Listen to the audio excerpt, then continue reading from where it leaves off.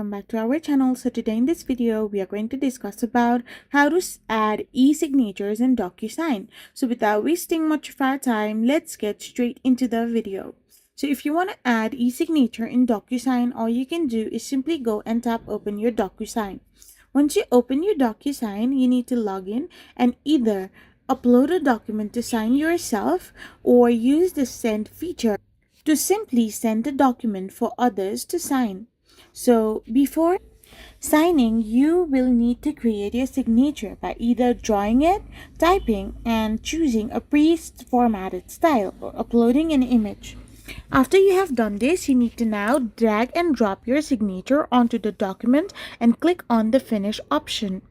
So after doing this, you can simply add your e-signature in any kind of document you upload in your DocuSign. I hope you found this video helpful, so don't forget to hit that subscribe button and do give us a thumbs up. We will be back again with more informative videos. Thank you for watching and stay tuned for our next video. We will be back again really soon.